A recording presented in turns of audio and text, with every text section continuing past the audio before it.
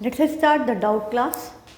बेटा आपने ये क्वेश्चन पूछा है कीर्ति, इसमें दिया है a solid is in the form of a cone mounted on a hemisphere. तो आपके पास एक हेमिस्फेयर है, उसके ऊपर एक कोन माउंटेड है in such a way that the centre of the base of the cone just coincide with the centre of the base of the hemisphere. Cone का base और हेमिस्फेयर का बेस कोइंसाइड कर रहे हैं। आगे क्या बोल रहा है, slant height of the cone, cone की स्लांट हाइट L है और radius of the base of the cone is half R। Cone की रेडियस हाफ R है, where R is the radius of the hemisphere, मतलब cone की radius hemisphere की radius का half है। ठीक है। Prove that the total surface area of the solid is pi by 4 11R plus 2LR square unit. हमको prove करना है कि टोटल सरफेस एरिया सॉलिड का क्या है, पाई by 4 11R plus 2LR square units. और हमें बोला है हेमिस्फेयर की रेडियस R है, कोनिकल पोर्शन की रेडियस R/2 है और इसकी स्लांट हाइट L है। ये बातें हमें दी हैं, पर अब हमको क्या बोला है कि इस पे रखा कैसा है। ये इस पे इस तरह से रखा है, इसके सेंटर, इसका सेंटर और इसका सेंटर कोइंसाइड कर रहे हैं और कोन की रेडियस हेमिस्फेयर की रेडियस का हाफ है। तो ये डायग्राम आपका इस तरह का बनेगा, दिए टाइप। मुझे इसको देख के दिया याद आ रहा है कि दिए में आप ऐसे सेंटर में, दिए में आप सेंटर पे लौ जलती ना, इट अपेयर्स लाइक दैट, तो याद रहेगा डायग्राम। तो इसकी रेडियस R/2 है, इसकी रेडियस R है। तो अब आप इस शेप को इमेजिन करो कि ये सॉलिड शेप है। ये सॉलिड शेप है, मतलब आपका कोन का ये वाला पोर्शन भी आएगा, हाँ कोन का ये पोर्शन पूरा आएगा, हेमिस्फेयर का आपका सिलेंडर का कोन का ये पोर्शन आएगा और स्फेयर का, हेमिस्फेयर का ये वाला पोर्शन आएगा और ये पूरा पोर्शन आएगा। मतलब total surface area of this solid हो क्या रहा है, total surface area of solid मतलब CSA ऑफ हेमिस्फेयर, हेमिस्फेयर का CSA plus CSA of cone, cone का भी CSA प्लस ये वाला एरिया। इस एरिया के लिए हम क्या करते हैं, हम लगाते हैं एरिया ऑफ रिंग। मतलब आप इसको टॉप व्यू से यदि हम इसको देखते तो ये हमें ऐसा नज़र आता। ये हमको इंक्लूड करना है, कोन की रेडियस है R, इसकी रेडियस है हेमिस्फेयर की रेडियस R है, कोन की रेडियस R/2। तो ये जो विड्थ ऑफ रिंग है इस पर भी हमको कलर करना पड़ेगा। तो प्लस आएगा area of ring, area of base. ठीक है, एरिया ऑफ बेस मतलब क्या बन गया, एरिया ऑफ रिंग। अब हम वैल्यू रखें तो CSA ऑफ हेमिस्फेयर क्या होता है, 2πr²। CSA ऑफ कोन क्या होता है, πr/L। पर कोन की रेडियस हमें क्या दिया है, सिलेंडर की रेडियस का half, plus area of base क्या होगा, पाई, कोन इस हेमिस्फेयर की रेडियस माइनस कोन की रेडियस का स्क्वायर, है ना। पाई R² माइनस R² लगेगा, बाहर किसकी रेडियस आएगी, हेमिस्फेयर की, वो बड़ा है, और बाद में किसकी आएगी, कोन की रेडियस उसका हाफ है। ये रिलेशन आएगा। अब इसको हमको सॉल्व करेंगे हम, तो ये देखो ये 2πr² तो एज इट इज़, ये plus πrL/2 as it is. हमने यदि इसको ओपन किया तो प्लस पाई, ये आपका बनेगा R² माइनस R²/4। इसका आप LCM लेकर के इस पर्टिकुलर पोर्शन को सॉल्व करोगे तो ये 4R² माइनस R²/4 हुआ। 4R² में से R² माइनस हुआ तो क्या बचा, 3R²। तो ये बन गया आपका 2πr² plus πrL/2 plus 3πr²/4। अब सबका LCM देखें तो यहाँ पर सबका LCM क्या आ रहा है, 4। तो हम इसका LCM लेकर मल्टीप्लाई कर दें तो 4 2 ज़ा 8πr² प्लस इसके अपॉन में 2 था तो ये 2 से मल्टीप्लाई होगा 2πrL प्लस ये 4 ही था तो ये 3πr² आएगा। अब ये 8πr² और 3πr² लाइक टर्म से कंबाइन हो गई तो क्या हो गया, 11πr² plus 2πrL/4। What you can take common, अब πr/4 कॉमन ले सकते हो तो यहाँ क्या बचेगा, 11r प्लस πr चला गया 2L। हमको यही प्रूव करना था कि इसका एरिया π/4 11R + 2L, और वो R उन्होंने पीछे लिखा है, इस R को यहाँ की बजाय उन्होंने यहाँ लिख दिया, π/4 11R + 2L। ये आपका total surface area of this combination है। तो कॉम्बिनेशन को समझो कि एक हेमिस्फेयर के ऊपर बीच में हमने दोनों का बेस सेंटर सेम रखते हुए कोन रख दिया, पर कोन की रेडियस हेमिस्फेयर से हाफ है, तो कोन का CS है, हेमिस्फेयर का CS है, प्लस जहाँ हमने रखा है वहाँ पर रिंग फॉर्म हो रही, तो एरिया ऑफ रिंग ऐड करेंगे। बस उसमें R की जगह R/2 रख के सॉल्व करो, आंसर आपका आ गया। I hope the concept is clear. Next question है, चलो ये हो गया। Water is flowing at the rate of 5 km/h, मतलब हमें क्या गिवन है, स्पीड, हमें स्पीड गिवन है 5 km/h through a pipe of diameter 14 centimetre. इस पाइप का डायमीटर 14 है, तो रेडियस क्या हो गई 7 centimetre, into a rectangular tank. Rectangular tank मतलब शेप हो गया cuboid, which is 50 metre long, 7 metre 44 centimetre wide. Determine the time in which the level of the water in the tank will rise by 7 centimetre. Height 7 centimetre बनने में कितना time लगेगा आपको ये निकालना है। तो लेंथ और ब्रेथ हमें गिवन है, हाइट भी गिवन है, और हमें यहाँ पर टाइम पूछा है कि हमको ये पाइप कितनी देर तक चालू रखना पड़ेगा, कितना टाइम लगेगा, ये कैलकुलेट करना है। तो हमने अज्यूम कर लिया कि भाई, हमने अज्यूम कर लिया कि let XR is required for this condition, कि XR में ही आपका कंप्लीट हो जाता है। ठीक है, तो हमारा डिस्टेंस ट्रेवल्ड बाय पाइप क्या हो गया, distance equal to speed into time. Speed क्या है किलोमीटर में, बाकी सब मीटर में, हाँ, या हम सबको सेंटीमीटर में भी कर सकते हैं।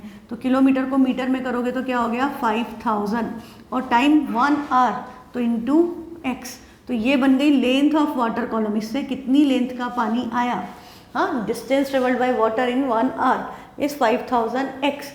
अब इसका वॉल्यूम, जो पानी यहाँ से आया वही तो यहाँ पर इकट्ठा हुआ है, तो ये दोनों आपस में इक्वल होना चाहिए। तो volume of water flown through pipe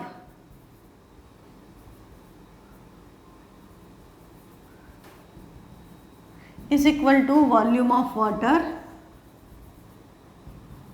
collected in tank,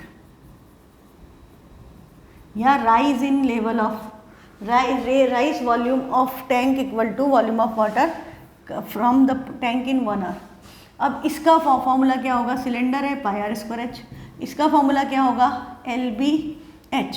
तो पाई की वैल्यू 22/7, रेडियस हमारी क्या थी पाइप की 7 सेंटीमीटर, हम मीटर में कर रहे हैं, तो 7/100 इंटू 7/100 इंटू हाइट हमने क्या ली है, यहाँ पर h आएगा, ये 5000x इक्वल टू LBH, सब मीटर में है। लेंथ है 50, ब्रेथ है 44 और हाइट है 7 सेंटीमीटर, तो यहाँ भी क्या आ गया अपॉन में 100। अब देखो एक 7/100 से एक 7/100 डायरेक्टली कैंसिल, हाँ, ये 2 0 से ये 2 0 कैंसिल, ये 7 से ये 7 कैंसिल। अब हमें x की वैल्यू निकालनी है। इनफैक्ट आप ध्यान दो तो ये 50 और ये 50 भी कैंसिल हो रहे हैं। ये 21 1 ज़ा 22, 22 2 ज़ा 44, तो x इक्वल टू क्या आ चुका है 2 आवर। टाइम हमने और में अज्यूम किया था, यदि आप मिनट में अज्यूम करते तो यहाँ 120 मिनट आता, फिर आप उसको डिवाइड बाय 60 करके 2 आवर करते। तो ये कैलकुलेशन आप सब उधर ले जाके भी कर सकते थे, जैसे आपको अच्छी लगे आप कर सकते हो। टाइम आ गया 2 घंटे। नेक्स्ट है ये सर्कल में आपको बोला है कि in the given figure F G is the tangent to the circle with centre A if angle D C B 15 degree. Angle D C B कौन सा है, एंगल डी सी बी, ये वाला एंगल हमें गिवन है 15 degree, और बोला है कि सी ई और डी ई आपस में इक्वल है। ये वाली साइड इस साइड के इक्वल है, ये दोनों साइड इक्वल है। तो आपको क्या पता है, angle opposite to equal sides are equal, तो ये पूरा एंगल और ये पूरा एंगल आपस में क्या होंगे इक्वल। ये एंगल की वैल्यू ये एंगल की वैल्यू इक्वल होगी। और ये क्या है, डायमीटर है, ये डायमीटर है, तो एंगल इन सेमी सर्कल क्या होता है 90 डिग्री। तो ये एंगल आपका ई क्या हो गया 90। Angle C D E equal to 90, reason हुआ एंगल इन सेमी सर्कल। ठीक है, फिर आपका CE equal to DE, this implies angle EDC equal to angle ECD equal to X। Reason हो गया angle opposite to equal sides, angle opposite to equal sides. ठीक है, तो अब हम इसमें एंगल सम प्रॉपर्टी लगा दें तो x प्लस 90 इक्वल टू 180। ये एंगल भी x है, ये एंगल भी x है, ये 90 है। हाँ, बाय एंगल सम प्रॉपर्टी, पूरा लिखना आप, bye angle sum property in triangle DEC। तो इससे x की वैल्यू क्या आ गई 2x इक्वल टू 90, तो x की वैल्यू क्या आ गई 45 डिग्री। तो हमें क्या पता चल गया कि हमारे ये वाला एंगल भी 45 है और ये एंगल भी पूरा 45 है। अब ये हमसे पूछा गया था फाइंड एंगल GCE, तो GCE ये एंगल कैलकुलेट करना है, ये टेंजेंट है, तो आपका एंगल ACG की वैल्यू क्या होगी 90। रीज़न क्या हुआ, radius at point of contact, radius at point of contact के कारण ये पूरा एंगल 90 है। पर हमने क्या बोला कि ये वाला एंगल तो 45 है, ये एंगल 45 है, ये 90 है, तो ये एंगल कितना बचा 45। तो ये एंगल की वैल्यू भी क्या आ गई 45। तो एंगल GCE की वैल्यू क्या आ गई 45। क्लियर। अब एंगल GCE 45 है, दूसरा हमसे पूछा है BCE, तो अब हमें ये वाला एंगल निकालना है। तो इन दोनों का सम, ये एंगल प्लस ये वाला एंगल 45 है और ये 15 है, तो ये क्या आ जाएगा 45 माइनस 15, ये एंगल विल बी 30। हाँ, और ये अल्टरनेट सेगमेंट यदि आप डायरेक्ट लिख सकते हो, तो ये अल्टरनेट सेगमेंट से ये 45 था तो ये 45 आएगा। इसमें जो भी बोला you can calculate. Next question है a well whose diameter is 7 metre. Well वाले क्वेश्चन में आपको याद रखना है कि इधर तो हमेशा कुआं ही होगा, मिट्टी तो कुएं से ही निकलेगी, मतलब वॉल्यूम क्या होगा πr²h। तो अब डायमीटर इज 7 मीटर, तो इसकी रेडियस क्या हो गई 7/2 metre. Has been dug 22.5 metre deep, तो हाइट क्या हो गई 22.5 metre. The earth dug was used to form an embankment around it, इसी के आसपास हमने एम्बैंकमेंट बना दिया, तो ये इस तरह का बनेगा। तो अब हमारा ये area of ring multiplied by this height of embankment will be equal to the volume of earth dug out from the well, है ना। तो हमारा ये क्या होगा, height of the embankment is 1.5 metre. यहाँ पर हमें हाइट गिवन है कि ये h की वैल्यू तो 1.5 मीटर है, तो आपसे क्या पूछ रहा है find the width of the embankment, मतलब हमें ये बताना है विड्थ मतलब r minus r is required to be calculated.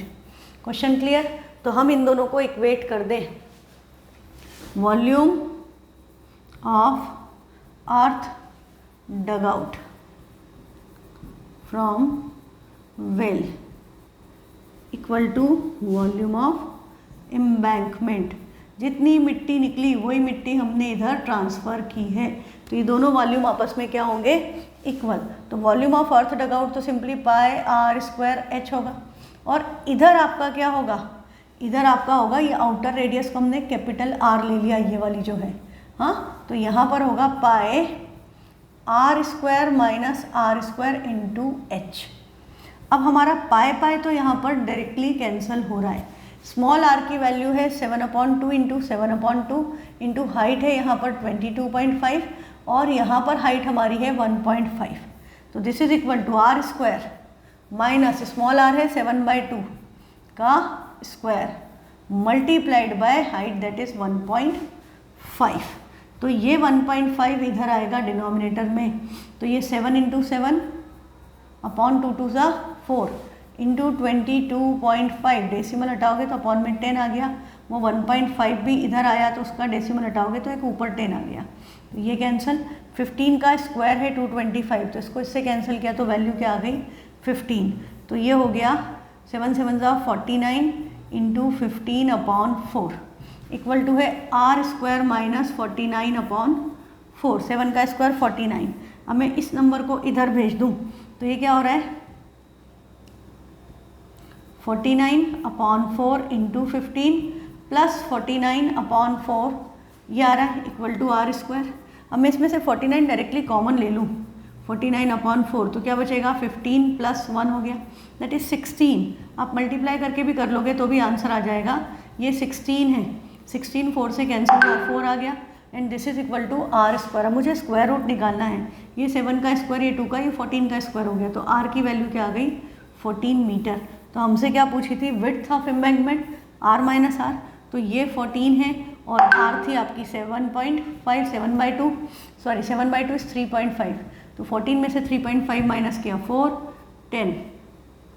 10.5, तो इसकी विड्थ ऑफ एम्बैंकमेंट क्या आ गई 10.5 मीटर। सिंपली आपने कंसेप्ट वही लगाया है जो आप लगाते हो, बस कैलकुलेशन थोड़ा सा चेंज हो गया है क्योंकि यहाँ पर हाइट दी हुई थी, जनरली आपको हाइट निकालनी होती है। नेक्स्ट क्वेश्चन एक ये है,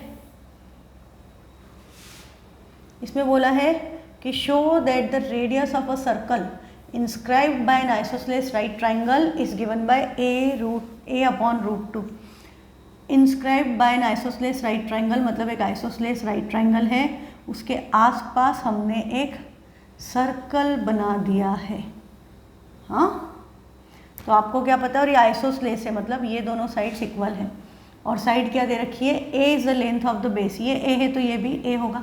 ये एंगल 90 डिग्री, आप पाइथागोरस थ्योरम लगाओगे तो आपकी ये ट्राइंगल को हमने सपोज ABC मान लिया, तो ये AB की लेंथ क्या आएगी a√2, a² + a², ऐसा होगा ना पाइथागोरस से, AB² = AC² + BC², इसकी वैल्यू भी a है, इसकी वैल्यू भी a है, तो ये 2a² हो गया। बेटा डायगोनल ऑफ स्क्वायर निकाला था ना अपने ट्राइंगल में, सेम कंसेप्ट, तो AB की वैल्यू क्या आ गई √2 इंटू साइड, ये आ गई। पर आपका ये एंगल 90 है, इसका मतलब दिस इज ये डायमीटर हुआ, angle in semi circle right angle होता है, तो एंगल ACB 90 है, हमें ये गिवन है angle ACB 90। This implies AB क्या हो गया डायामीटर, AB इज डायमीटर, क्योंकि angle in semi circle right angle है, उसका कन्वर्स से AB डायमीटर हो गया, तो रेडियस क्या होगी इसका हाफ, तो √2a/2 रैशनलाइज, इससे इसको कैंसिल करोगे तो वैल्यू क्या आएगी a/√2 सेंटीमीटर। √2 में 2 में 2 √2 होते हैं, क्या कैंसिल हो गए, तो आपकी रेडियस आ गई a/√2, यही आपको प्रूव करना था। नेक्स्ट है water running in a cylinder.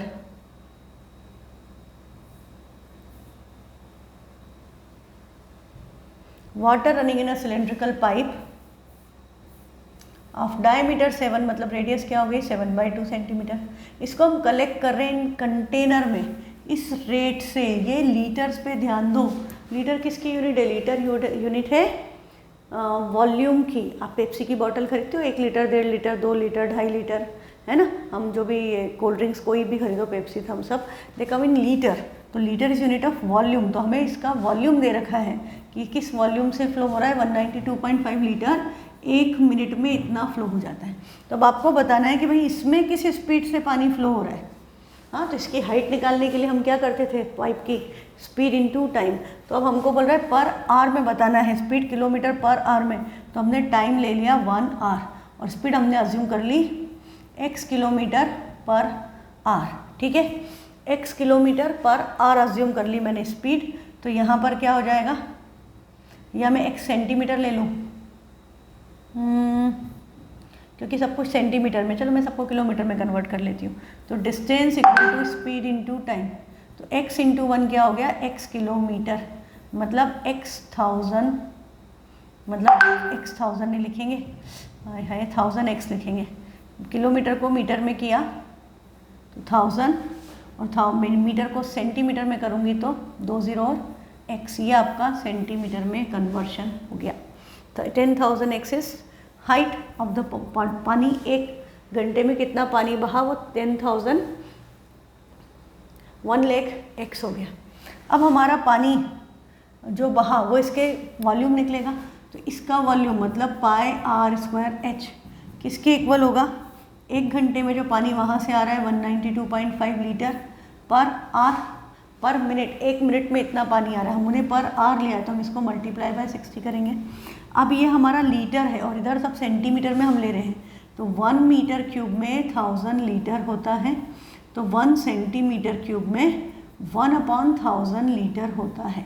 मतलब हमें लीटर को सेंटीमीटर क्यूब में करना है, तो हम उसको लीटर को सेंटीमीटर क्यूब में करना है तो उसको 1000 से मल्टीप्लाई करना पड़ेगा, या सेंटीमीटर क्यूब को लीटर में कन्वर्ट करना है तो हमें इधर 1000 से डिवाइड करना पड़ेगा। तो मैं इसको क्या करूँ, इसको 1000 से मल्टीप्लाई कर दूँ, तो ये किस में हो गया, सेंटीमीटर क्यूब। अब यूनिट सेम हो गई।